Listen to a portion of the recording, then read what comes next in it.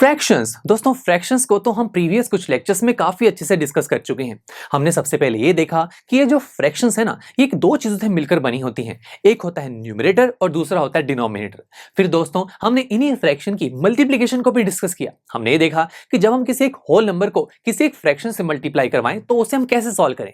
जैसे कि हमने देखा कि अगर हम मल्टीप्लाई करवा रहे हैं 2 मल्टीप्लाई 1/4 को, तो 2 एक होल नंबर है और 1/4 एक फ्रैक्शन है। तो ऐसे केस में हम क्या करते हैं, हम हमारे होल नंबर को फ्रैक्शन के न्यूमरेटर से मल्टीप्लाई करवाते हैं। तो यानी कि 2 मल्टीप्लाई होगा 1 से और डिवाइड में आएगा 4। फिर 2 multiply 1 is 2 divide by 4 which is further equal to 1/2। इस तरीके से दोस्तों हमने मल्टीप्लिकेशन परफॉर्म की।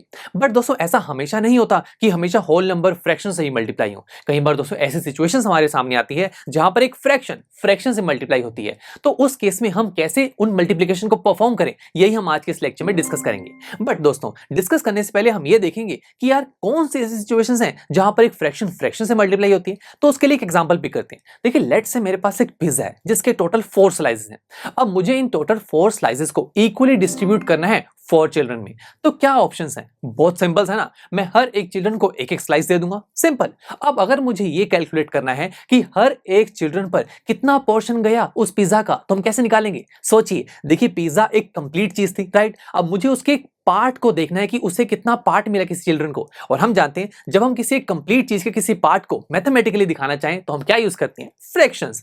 अब अगर मैं देखना चाहूं कि फर्स्ट चिल्ड्रन को कितना पोर्शन मिला या फिर कितना पार्ट मिला पिज्जा का, तो हम क्या देखेंगे? Yes, fraction. और फ्रैक्शन में क्या होता है? Numerator divide by denominator. Numerator में हम दोस्तों ये देखेंगे कि हमारे उस चिल्ड्रन को कितने स्लाइस मिले। एक ही स्लाइस मिला 1 डिवाइडेड बाय हमने उस कंप्लीट पिज्जा के कितने पार्ट्स किए, वो होता है डिनोमिनेटर में। अब टोटल पिज्जा था एक, उसके 4 पार्ट्स किए थे तो डिवाइड में आएगा 4। तो यानी कि 1/4 पार्ट मिला है हमारे फर्स्ट चिल्ड्रन को, और बाकी को भी तो ऐसे मिलेगा। यानी कि सभी चिल्ड्रन को 1/4 पार्ट मिला इस पिज्जा का। अब आप सोच रहे होंगे कि यार ये चीज तो हम पहले भी डिस्कस कर चुके हैं ना, राइट? बट अब आएगा एक ट्विस्ट। यस, अब लेट्स से कि फर्स्ट 3 चिल्ड्रन ने तो कहा कि हाँ हमें तो बहुत भूख लगी है, हम तो पूरा पीस खाएंगे, ओके। बट लास्ट चिल्ड्रन ने कहा कि यार मुझे पूरी इतनी भूख नहीं है, तो मुझे ना इस स्लाइस का भी हाफ पार्ट चाहिए।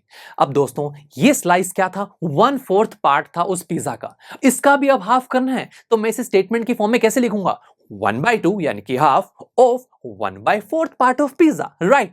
और हम जानते हैं कि हम ऐसे स्टेटमेंट को कैसे सॉल्व करते हैं। यस, जब भी ऑफ आता है उसे मल्टीप्लाई में कन्वर्ट किया जाता है। So which is equal to 1/2 multiply 1/4। देखा दोस्तों? तो यानी कि यहां पर आप देख रहे हैं कि इस सिचुएशन में दो फ्रैक्शंस आपस में मल्टीप्लाई हो रही हैं। अब इसे सॉल्व करना कितना आसान है दोस्तों। यस, बहुत आसान है। कैसे? देखिए जब भी दो फ्रैक्शंस मल्टीप्लाई में आते हैं तो हम उसके न्यूमरेटर को न्यूमरेटर से मल्टीप्लाई करते हैं और डिनोमिनेटर को डिनोमिनेटर से।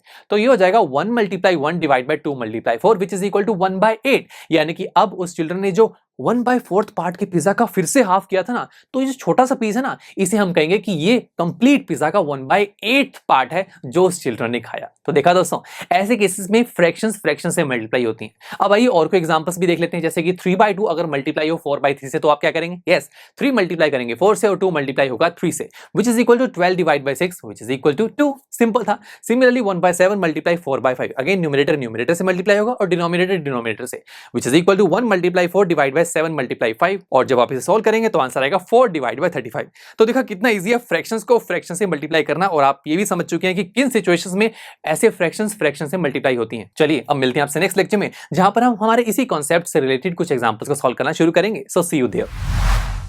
आई एम श्योर स्टूडेंट्स आपको ये लेक्चर काफी पसंद आया होगा, और ऐसे ही मजेदार तरीके से अपने हर एक कॉन्सेप्ट क्लियर करने के लिए डाउनलोड कीजिए PUStack ऐप को, जहां पर आपके पास और भी बहुत सारे ऑप्शंस होंगे, जैसे कि back exercise solutions, tip videos, sample papers and much more. So what are you waiting for? Download the app now.